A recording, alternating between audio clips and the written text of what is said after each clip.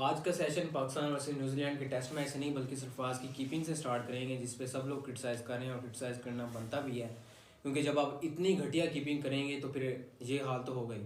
पहले उन्होंने एक अपील मिस की, हालांकि वो आउट भी था, वहाँ पे एज भी लगा, अपील नहीं की सरफराज की तरफ से, क्योंकि अब सरफराज पीछे विकेट के खड़े हैं, हालांकि अपील करना उनका फ़र्ज़ बनता है। अगर बैट के साथ भी गुजरे तो आप अपील करें।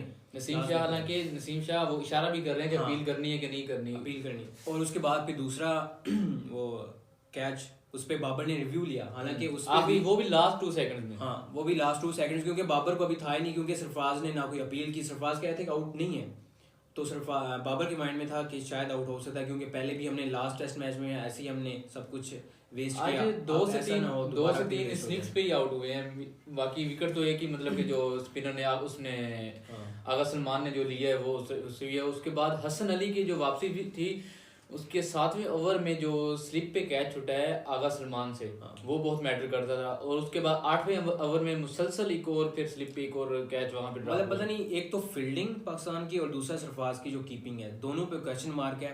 अब सरफराज बिल्कुल पीछे खड़े हैं, स्पिनर बॉल करवाया, आप बिल्कुल उसके सामने खड़े हैं, तो आपको क्या आवाज़ सुनाई नहीं दे रही? सरफराज को क्या अब अपने कान चेंज करवाने चाहिए क्या? अंपायर को इतनी दूर से पता चल जाता है हमारे विकेट कीपर है उसको नहीं। अब स्लिप पे खड़े हैं दूसरा बाबर आजम, वो वहाँ पे कह रहे हैं कि जी हमें रिव्यू ले लेना चाहिए, क्योंकि वहाँ से आगा सलमान बॉलर वो भी कह रहे हैं कि मुझे लग रहा है कि एच है तो हमें रिव्यू लेना चाहिए। और हालांकि सरफराज वहाँ पे कहते हैं, इन्हें तो कुछ पता ही नहीं। और उसके बाद अगर कानवे की बात की जाए तो क्या यार, उन्होंने ब्रिलियंट इनिंग खेली है। और उसके बाद ऐसे प्लेयर जो कि तीनों फॉर्मेट्स में खेलने में सदाबहार जो कि खेलने वाले हैं हर फॉर्मेट में, और T20 वनडे टेस्ट तीनों में खेल रहे हैं, अच्छी कारकर्दगी दिखा रहे हैं। और हमारे जो प्लेयर्स हैं माशाल्लाह से, अगर इनको तीनों फॉर्मेट्स में खिला लें तो इनके किसी का घोड़ा नहीं होता साथ, किसी का घुटना नहीं होता साथ, इनका तो ये हाल होता है। चलें आज के टेस्ट मैच पे आए तो न्यूजीलैंड ने पहले बैटिंग की, उसके बाद स्टार्ट में ही वो हसन अली का कैच ड्रॉप हो गया 6-7वें ओवर में। हालांकि चांस था कि स्टार्ट में हमें विकेट मिल जाती, बट वैसा ना हुआ। और इसके अलावा फिर केन विलियमसन का भी एक चांस मिस किया गया जिस पे अपील नहीं की गई। ओपनिंग पार्टनरशिप काफ़ी बड़ी थी, 134 रन की ओपनिंग पार्टनरशिप लगी, फिर 234 पे जाके दूसरा आउट हुआ। उसके बाद फिर आगा सलमान आए और उन्होंने एंड पे कुछ विकेट्स ली, क्योंकि एंड का जो आखिरी सेशन था उसमें 83 रन फॉर 5 आउट हुए हैं। मतलब कि टी से पहले आप लोगों की हालत बिल्कुल ही बेकार थी, ऐसे जैसे पिच को भी सब लोग क्रिटिसाइज़ कर रहे थे कि ना ये तो बिल्कुल रोड है। मिच मैक्लेनगन जो उनके खिलाड़ी हैं न्यूजीलैंड के, वो तो कहते हैं ये तो बिल्कुल रोड है, जो कि हर बैटर चाहते हैं कि इस तरह की हो। तो उन्होंने भी काफ़ी इंसल्ट कर दिया। हालांकि उसके बाद फिर लास्ट सेशन में गेम सारी चेंज हुई। इस वक्त 309 for 6 है न्यूजीलैंड, तो कल उम्मीद करेगी पाकिस्तानी टीम के 350 सेंचुरी इनको आउट कर देगी, क्योंकि अब टेल एंडर्स ही बच गए हैं। लेकिन टेल एंडर ही हर बार तंग करता है, पिछले मैच में भी ऐसे ही हुआ था, अब भी ऐसे ही हुआ है। अब ये बॉलर्स को आज, अब जाहिर सी बात, अब पूरी नाइट है, उसके बाद सुबह आना है, तो कोचेज़ को चाहिए कि वो बताएं कि टेल एंडर्स को कहाँ पे बॉलिंग करवाई जानी चाहिए, ताकि वो टेल एंडर्स को आउट कर सके। ये ना हो कि फिर वो केन विलियम्स और इश सऊदी की तरह वो इतनी बड़ी पार्टनरशिप लग जाए।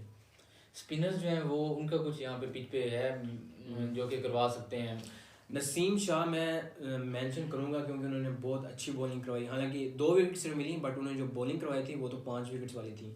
हसन अली ने कमबैक किया, उनकी भी बहुत अच्छी, हसन अली ने भी अच्छी बॉलिंग करी। नसीम शाह, बट मैं डिसअपॉइंट हुआ मीर हमजा से, क्योंकि ना उन्होंने लास्ट में भी उन्हें कोई विकेट नहीं मिली, और आज भी उन्होंने कोई ऐसी कोई खास बॉलिंग नहीं करवाई, उनको मार भी सही पड़ी है।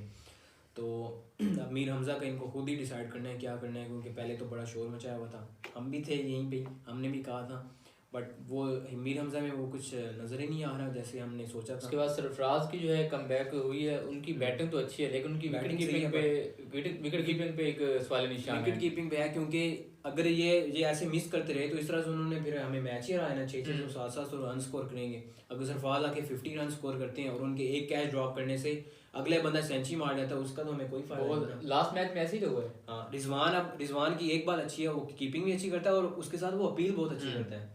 जैसे कोई बात बॉल जो है वो बैट से गुजरे, वो अपील करना स्टार्ट कर देता है, और लगता भी है। ये अलग बात है कि आउट हो या ना हो, लेकिन अपील करता है, और होनी भी चाहिए। आप विकेट कीपिंग के हिसाब से वो बेस्ट है। क्या पता कभी कभी अंपायर आउट भी दे देता है, आपके हक में भी फैसला जा सकता है। अगर आप खामोश खड़े हैं ऐसे मुंह उठा के, तो फिर क्या होना है? जैसे सरफराज आज कहते मुझे तो पता ही नहीं है कि अब रिव्यू लेना चाहिए या नहीं, मुझे तो पता ही नहीं है कि एज हुआ है या नहीं। और उसके बाद आमिर की वापसी भी, उसके भी चांसेस ज़्यादा हो गए। उन्होंने खुद अपने एक इंटरव्यू में कहा है कि इंशाल्लाह मैं कम बैक करूँगा।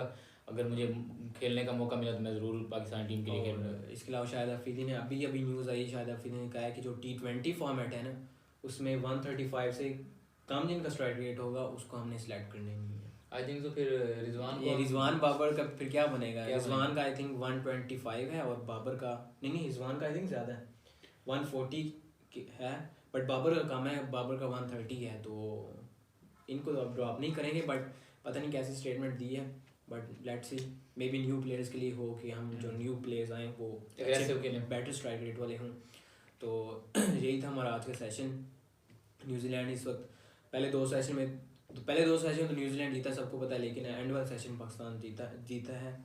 और अब कल उम्मीद है कि कल पाकिस्तान पहला सेशन भी जीते, उनको जल्दी आउट करे और फिर बैटिंग पे आए, और वैसी बैटिंग ना करे कि जी वो 20 पे 1, 40 पे 2, 60 पे 3, 80 पे 4 और 100 पे 5, फिर बाबर आजम खड़े जल में आया वाली बात हो, फिर बाबर आजम खड़े हो, हाँ भाई अब बस तू ही है, अब तू सेंचुरी मार, फिर 2-3 हमारी इज्जत बचा लो, ये सीन ना हो। हम चाहते हैं कि ना अच्छी बैटिंग पाकिस्तान करे और टीम के लिए खेले, ना कि अपने पहला टेस्ट मैच है इस साल का, तो वो तो एटलीस्ट आप जीतें। तो अपना ख्याल रखिएगा। अल्लाह हाफिज़।